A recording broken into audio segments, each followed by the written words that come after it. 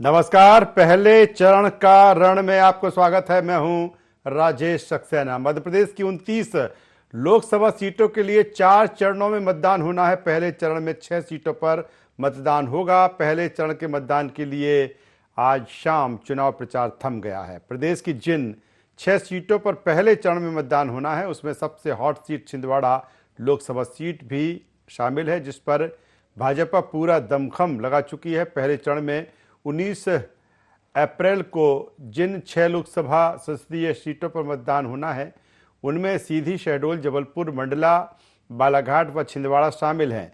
इन सभी सीटों पर सुबह 7 बजे से मतदान शुरू होगा। इन सीटों पर अब तक बीजेपी, कांग्रेस पूरा दमखम लगा चुकी है। पीएम नरेंद्र मोदी, राहुल गांधी, बीजेपी के राष्ट्रीय अध्यक्ष जेपी नड्डा, रक्षा मंत्री राजनाथ सिंह, केंद्रीय गृह मंत्री अमित शाह, सीएम डॉक्टर मोहन यादव, पूर्व सीएम शिवराज सिंह चौहान सहित अनेक दिग्गज इन सीटों पर चुनावी सभा को संबोधित कर चुके हैं। इन सीटों की अगर बात करें तो आदिवासी मतदाताओं की अहम भूमिका यहां पर होगी।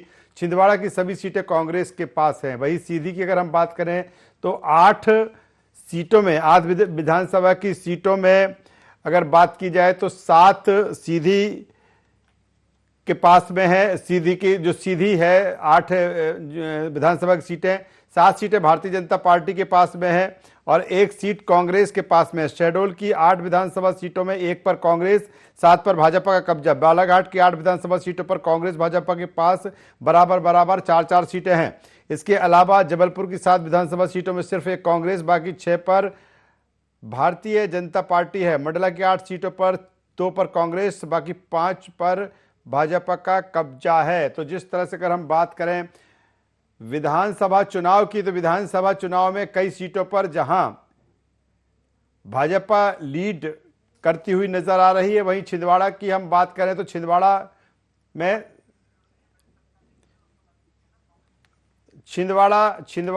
जिस तरह से 7 की 7 जो कांग्रेस की सीटें हैं जो उसके पास में हैं, लेकिन हालांकि बीच में भी एक जो विधायक थे और कमलनाथ के काफी करीबी थे, उन्होंने कांग्रेस से अलविदा कह भारतीय जनता पार्टी से नाता जोड़ लिया। तो जिस तरह से 6 लोकसभा की सीटें और 6 लोकसभा सीटों का जो रण है, 19 तारीख को अब यहां पर वोट डाले जाएंगे। अपने खास मेहमानों के पास चलेंगे और उनसे जानेंगे कि क्या कुछ उनकी तैयारी है। लगातार जिस तरह से पूरी ताकत भारतीय जनता पार्टी और कांग्रेस के तरफ से झोंकी गई है। 2 खास मेहमान अभी हमारे साथ में हैं। हमारे साथ में है रोशनी यादव जी, मुख्य प्रवक्ता कांग्रेस। स्वागत करूंगा रोशनी जी आपका।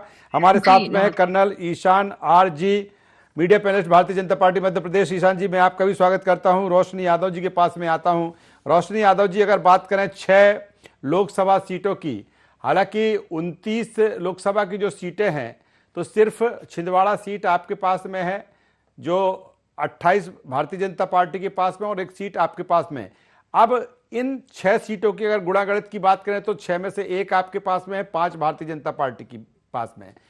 आप जिस तरह से कांग्रेस कह रही है, आपके पीसीसी चीफ कह रहे हैं कि हम इसमें 6 में से 4 सीटें हम जीतेंगे, वही भारतीय जनता पार्टी कह रही है कि हम 6 में से 6 सीटें जीतेंगे। अगर कांग्रेस की बात की जाए तो कांग्रेस किस तैयारियों के नाते ये कह रही है कि हम 6 में से 6 सीटें जीतेंगे?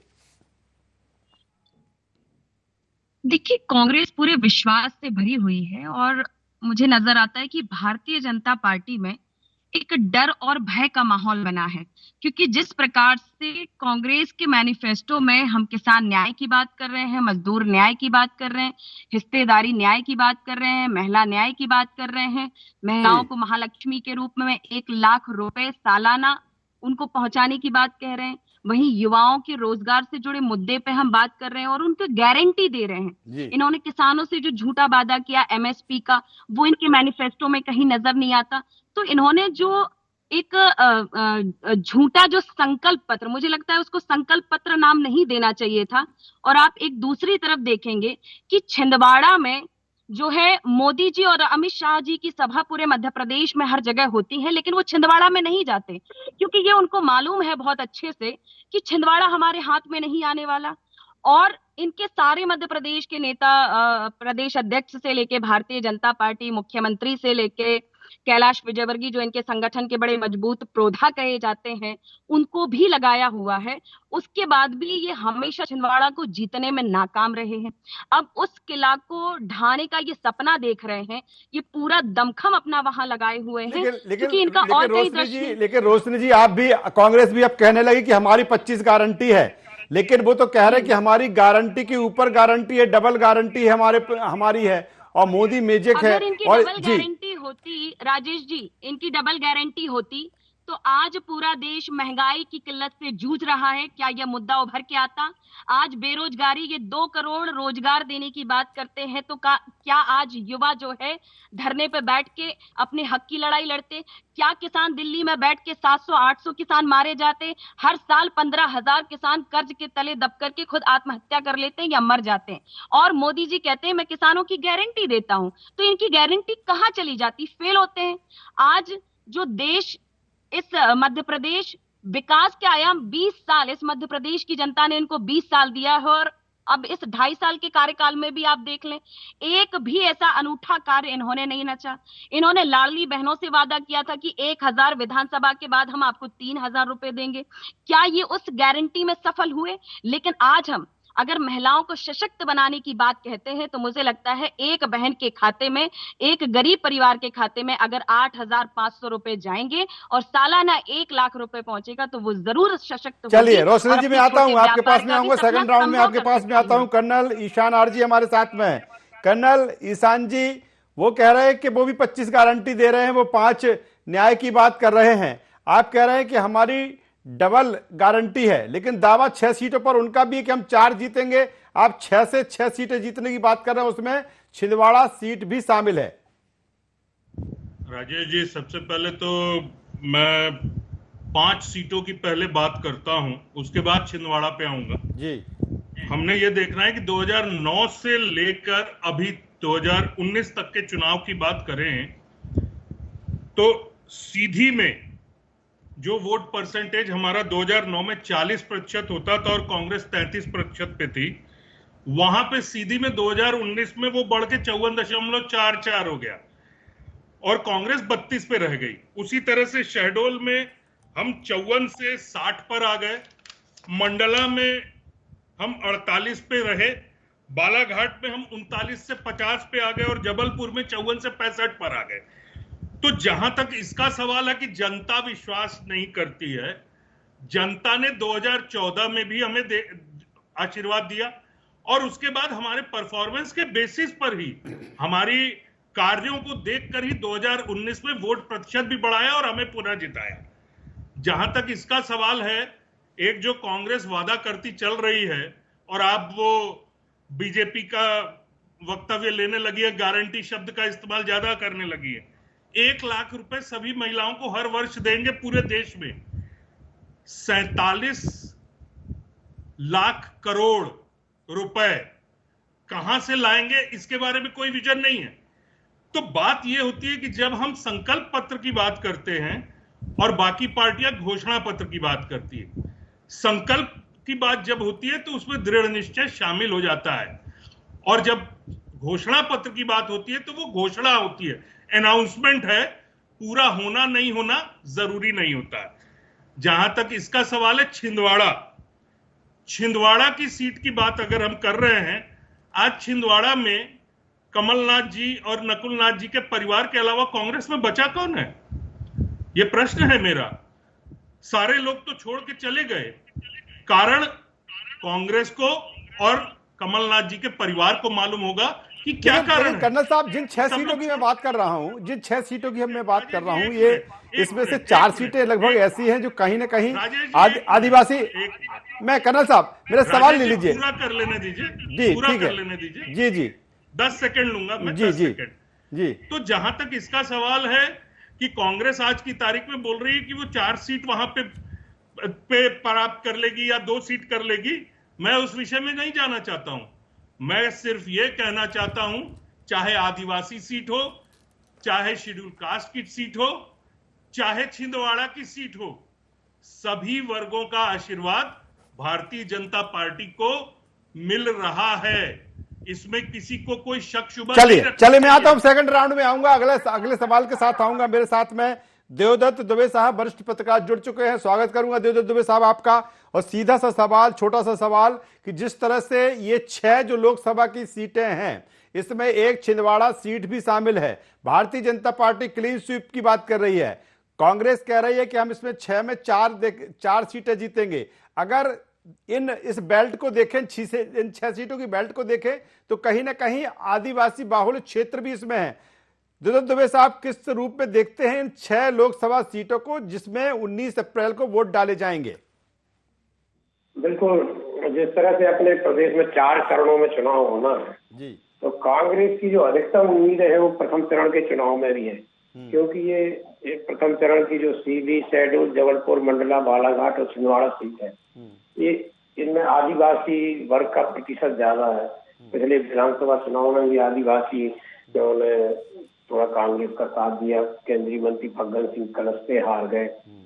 तो इस हिसाब से कांग्रेस की जो अधिकतम उम्मीद है, और यहाँ पर छिंदवाड़ा सीट भी है, जो हमने देखा कि 2019 के चुनाव में भाजपा ने सभी 29 सीटों को जीतने का प्रयास किया था, जिसमें वो सिंधिया को भी हराने में सफल हो गए थे। 28 सीटें जीतनी, केवल एक छिंदवाड़ा थी जो नहीं जीत पाए थे, और तब से ही भाजपा लगी हुई है। लेकिन थोड़ा सा कमलनाथ ने भी जो अभी तक प्रचार किया है उससे अलग हटकर पिछले एक पखवाड़े से वो परिवार सहित छिंदवाड़ा नहीं छोड़ रहे, जबकि पहले कभी कभार आते थे चुनाव प्रचार में। और एक तरह से आज उन्होंने फिर एक बार भावनात्मक अपील की है कि मैंने पूरी जवानी छिंदवाड़ा में खपा दी और अब अंतिम सांस भी छिंदवाड़ा की भी लगाना चाहता हूँ। इस कारण ये मुकाबला बहुत कड़ा हो गया, क्योंकि बीजेपी के सबसे बड़े जो रणनीतिकार हैं वो कल आए थे अमित शाह जी छिंदवाड़ा, और रात्रि रुके, रोड शो किया। तो उससे समझा जा सकता है कि भाजपा की रणनीति कितनी ठोस चल रही है छिंदवाड़ा सीट को जीतने की। तो दोनों ही में कांटे का जो मुकाबला जिसको कहते हैं वो छिंदवाड़ा में है। एक तरफ मैनेजमेंट होगा और एक तरफ यदि भावनात्मक अपील चल गई, क्योंकि कमलनाथ के बहुत सारे साथी छोड़ के भी चले गए हैं। लेकिन कई बार कई चीजों से ऐसा भी होता है कि जनता या कार्यकर्ता भावनात्मक अपील में आ जाती है, तो जो 40 वर्षों से है तो उसका भी कुछ मैनेजमेंट होगा। तो इस तरह से बड़ा कांटे का जो सर्वाधिक मुकाबला वो छिंदवाड़ा पे है। बाकी मंडला, क्योंकि फग्गन सिंह कुलस्ते वो हार गए थे विधानसभा का चुनाव 4 महीने पहले, इस कारण थोड़ा सा वो दबाव बनाए हुए है कांग्रेस वहाँ। और ओमकार सिंह मरकाम जो 4 बार से विधायक उनके जीत रहे, मंत्री भी रहे 1.5 साल, तो उनको लड़ाकर उन्होंने मुकाबले को कड़ा बना दिया। और इसी तरह सीधी शहडोल भाजपा को जो सर्वाधिक अच्छी सीट उनके लिए जबलपुर रहेगी, तो वहाँ उन्होंने महापौर भी ले लिया था कांग्रेस का पार्टी ने। और सीधी शहडोल में भी भाजपा ने जमीनी जमावट अच्छी की है। तो ये जो सीटें हैं प्रथम चरण की, कांग्रेस की और किसी चरण की बजाय सर्वाधिक उम्मीदें इसी चरण में है, क्योंकि ये आदिवासी बाहुल्य फिर जब चरण में वो आएंगे मुरैना ग्वालियर तरफ या कुछ और सीटों पे, 1-2 जो 8-10 सीटों पे मुकाबले की बात कही जा रही है, उसमें से 6 सीटें चलिए बेहतर बात देवदत्त दुबे साहब आप कर रहे हैं। मैं वापस रोशनी यादव जी के पास एक बार फिर आता हूं। रोशनी यादव जी, जिस तरह से आप कह रहे हैं कि अब 6 में से 4 सीटें जीतेंगे, हालांकि अभी आपके पास में एक ही सीट है, और छिंदवाड़ा की अगर हम बात करें तो छिंदवाड़ा में जिस तरह की जो स्थितियां परिस्थितियां निर्मित हुई, कमलनाथ जी के कई करीबी उनका साथ छोड़कर भारतीय जनता पार्टी में जा मिले। मेरा सवाल इस बात को लेकर है कि अगर हम पूरे कैंपेनिंग की बात करें इन 6 लोकसभा सीटों की, तो तमाम सारे दिग्गज पीएम नरेंद्र मोदी से लेकर गृह मंत्री अमित शाह, रक्षा मंत्री राजनाथ सिंह, मुख्यमंत्री डॉक्टर मोहन यादव, लगातार उनकी सभाएं यहां पर चलती रही। इसके अलावा राष्ट्रीय अध्यक्ष जेपी नड्डा। लेकिन कहीं ना कहीं क्या नहीं लगता रोशनी यादव जी की कैंपेनिंग में कांग्रेस इन 6 सीटों पे पिछड़ती हुई नजर आई? कुछ अगर 1-2 सभाएं छोड़ दी जाएं, उसके बाद कांग्रेस के कोई दिग्गज नहीं दिखे। कमलनाथ जी जो एक बड़ा आपका चेहरा रहे दिल्ली से लेकर भोपाल तक, एमपी तक राजनीति की, वो सिर्फ छिंदवाड़ा तक सिमट गए। दिग्विजय सिंह सिर्फ राजगढ़ तक। क्या कहेंगी? देखिए, मैं इस बात को स्वीकारती हूँ कि कांग्रेस के लिए ये संघर्षमय चुनौती है, और इस दौरान अगर छिंदवाड़ा में कमलनाथ जी उस कमान को संभाल रहे हैं तो मुझे लग रहा है वो बहुत सामर्थ्यवान नेता हैं। तो वहां हमें किसी बड़े दिग्गज नेता की सभा की आवश्यकता नहीं थी, क्योंकि वो 40 वर्ष से छिंदवाड़ा को सजोए हुए आ रहे हैं और उन्होंने छिंदवाड़ा में बहुत विकास किया है। इसलिए मुझे लगता है कि वहां की जनता उनको बिल्कुल चुनाव जिताएगी और हम बहुत अच्छे से जीतेंगे। वहीं अगर हम मंडला की बात करें तो ओमकाम मरकाम जी भी लंबे समय से वहां विधायक हैं। और जो आदिवासी वोट है, कांग्रेस पे सबसे ज्यादा विश्वास अगर कोई जताता है तो वो आदिवासी वोट है और हमारा पारंपरिक वोट है। और हम विधानसभा में भी इस पूरे महाकौशल और इस बेल्ट में लगे हुए बेल्ट में हमने बहुत अच्छी जीत हासिल की थी। तो हम इसलिए हम ये मानते हैं कि हम 4+ होकर ही जाएंगे। और जहां जबलपुर में, चूंकि लगातार लंबे समय से वहां मांग उठ रही थी, क्योंकि कांग्रेस की तरफ से भी बीजेपी की तरफ से भी कभी वहां पिछड़े समाज से कोई प्रत्याशी नहीं दिया गया था और वो एक लंबे समय से मांग थी। तो हमने वहां की जनता का जो चयन था उस बात को स्वीकारते हुए हमने वहां पे दिनेश यादव, जो छात्र संघ के पुराने बड़े अच्छे नेता रहे हैं, नगर अध्यक्ष भी रहे हैं, तो उनकी काफी ग्रामीण में बहुत अच्छी मजबूत पकड़ है। अगर उसको हम देखते हैं कि अगर हिस्सेदारी के हिसाब से पिछड़े समाज का और दलित समाज का अगर वोट इकट्ठा होता है तो हम वहां अच्छी जीत तक पहुंच पाएंगे। बशर्ते जो लोग जा रहे हैं, तो आपको वो पुराना समय भी याद होगा कि अटल जी के समय में भी सनराइजिंग इंडिया का एक मूवमेंट चला था और बहुत लोग भाग करके जा रहे थे, लेकिन उस बात से कोई फर्क नहीं पड़ा था, यथास्थिति थी। तो मैं मानती हूं कि आज भी कांग्रेस वो दौर फेस कर रही है, लेकिन जो जा रहे हैं हम उनको प्रणाम करते हैं। लेकिन उनको ये समझना होगा कि जहां वो पहुंच रहे हैं उनको भी उतना सम्मान वहां पर नहीं मिल रहा है। तो मुझे लगता है बाद में वो हमारा फिर से दामन। क्या रोशनी जी, कांग्रेस को ये लगता है कि लंबे समय से अगर देखें तो कांग्रेस जातिगत जनगणना की बात कर रही है, हालांकि इस जातिगत जनगणना के दांव को 2023 विधानसभा चुनाव में मध्य प्रदेश की जनता ने नकार दिया, लेकिन लोकसभा चुनाव में एक बार फिर जातिगत जनगणना का आपका दांव है। आप 5 न्याय की बात कर रहे हैं, 25 गारंटी की बात कर रहे हैं। आपको लगता है कि आपकी गारंटी, आपकी न्याय, आपकी जातिगत जनगणना का जो दांव है उस पर जनता, मध्य प्रदेश की जनता विश्वास करेगी और इसी आधार पर आप कह रहे हैं कि नहीं, हम बेहतर सीट से लेके इस बार आएंगे? देखिए, हम बेहतर सीट बिल्कुल लेकर के आएंगे, क्योंकि अब जो इस दौर में जो महंगाई और बेरोजगारी, एक समय था कि भारतीय जनता पार्टी पर लोग विश्वास कर रहे थे, मोदी जी जिस बात को कह रहे थे लोग उस पर, लेकिन अब जो संकल्प के रूप में ये अपने वादों को, गारंटियों को वो झूठे होते हुए दिख रही हैं। वो सबको समझ में, पूरे देश को समझ में आ रहा, प्रदेश को समझ में आ रहा है कि ये लगभग। चलिए, मैं आता हूं रोशनी जी, दोबारा आऊंगा मैं आपके पास में। मैं सीधे एक बार फिर कर्नल ईशान आरजी के पास में आता हूं। कर्नल ईशान साहब, जिस तरह से आप चर्चा कर रहे थे कि इसमें से 6 सीटें हम जीतेंगे, लेकिन अगर विधानसभा का परफॉर्मेंस देखें, ठीक है, नो डाउट आपने ऐतिहासिक जीत हासिल की, 163 सीट जीत के आप आए, आदिवासियों पर लंबे समय से आप फोकस रहे, लेकिन आदिवासियों का जो आशीर्वाद आपको इस बेल्ट से मिलना था वो नहीं मिला। कहीं ना कहीं जब हम बालाघाट की बात करते तो 4-4 का है, यानी कि टाई मुकाबला वहां पर हो गया। 4 कांग्रेस के पास है, 4 भारतीय जनता पार्टी की बात है। इसके अलावा शहडोल की अगर हम बात करें, हालांकि शहडोल में 1 सीट कांग्रेस के पास में है। इसके अलावा बात की जाए मंडला की, हम बात करते हैं तो 2 सीट कांग्रेस के पास है। आपको नहीं लगता कि जो आदिवासियों के लिए लगातार आप कहते हैं कि रहेगी, नहीं हमने आदिवासियों के लिए बहुत काम किया, वो उतना आशीर्वाद आपको आदिवासियों का नहीं मिला, इसीलिए कांग्रेस कह रही है कि हम 4 सीटें जीतेंगे और आप कह रहे हैं कि हम 6 में 6 नहीं जीतेंगे? एक बड़ी चुनौती है सर। राजेश जी, चलिए सबसे पहले मैं इसी के बारे में बात करता हूं। सबसे पहले हमको समझना चाहिए कि लोकसभा का जो चुनाव होता है वो राष्ट्र का चुनाव होता है, और उसमें विधानसभा और नगर पालिका, नगर निगम, उस लेवल के मुद्दों की बातें गौण हो जाती हैं। जहां तक इसका सवाल है कि आदिवासी बहुल क्षेत्र है, महंगाई, बढ़ती हुई बेरोजगारी मुद्दा नहीं रहता? आप मुझे कंप्लीट कर लेने करिए ना सर। मैंने आपने जो बात कहा ना कि राष्ट्र, तो मैंने कहा कि आप बेरोजगारी, महंगाई मुद्दा नहीं होता।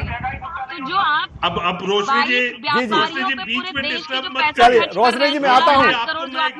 रोशनी जी आऊंगा, रोशनी जी आऊंगा। कर्नल साहब को बोलने दीजिए। कर्नल साहब जारी रखिए।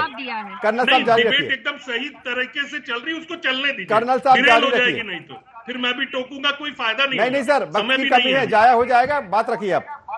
हाँ, बात यह है कि ये आदिवासी बहुल क्षेत्र शुरू से रहा है और हर बार लोकसभा के चुनाव में सभी जाति वर्गों ने हमको अपना आशीर्वाद दिया है जी। तो इस मुद्दे पे कि आदिवासी हमें आशीर्वाद नहीं दे रहे हैं, ये मुद्दा मुझे सही नहीं लगता है, पहली चीज। अब आता हूं मैं छिंदवाड़ा पे। अभी रोशनी जी ने कहा कि दिग्गज नेता है कमलनाथ जी, बिल्कुल सही बात है, दिग्गज नेता हैं, काफी वर्षों तक उन्होंने कांग्रेस के लिए काम किया है, कांग्रेस को अपनी सेवाएं दी हैं। इतने दिग्गज नेता को अपने कार्य पे भरोसा नहीं रह गया और वो भावनात्मक अपील करने लगे। ऐसी नौबत क्यों आई आखिर? इसका मतलब कि कहीं कुछ गड़बड़ है ग्राउंड पे। छिंदवाड़ा में एक परिवार का ही खाली वर्चस्व चला और खाली परिवार को ही फायदा पहुंचा। छिंदवाड़ा की जनता ने इस चीज को समझ लिया है और ये समझ कल जब अमित शाह जी का, गृह मंत्री जी का रोड शो हुआ उसमें परिलक्षित हो चुका है कि किस तरह से जनता अब भाजपा के साथ जुड़ रही है। दिग्विजय सिंह, ये कमलनाथ जी के साथ उनके पुराने साथी सारे लोग छोड़ छोड़ के जा रहे हैं। कुछ तो कारण है, वो उस गलतियों को की तरफ न ध्यान देके आरोप लगाते रहना सत्ता पक्ष के ऊपर, इससे कांग्रेस का भला कभी नहीं हुआ है और ना होगा। 60 वर्षों में पिछले कांग्रेस ने क्या किया बाकी सभी वर्गों के लिए, ये सबको पता है। महंगाई की बात, महंगाई दर अभी पिछले 5 हफ्ते भर के अंदर ही आया है, 4.8 पर आ गई है। अब इसके बारे में विरोध तो हमेशा करती रहेगी कांग्रेस, लेकिन विरोध की राजनीति से ऊपर उठिए, विजन बताइए। चलिए सर, वक्त की कमी है, फाइनल कमेंट्स लूंगा देवदत्त दुबे साहब का।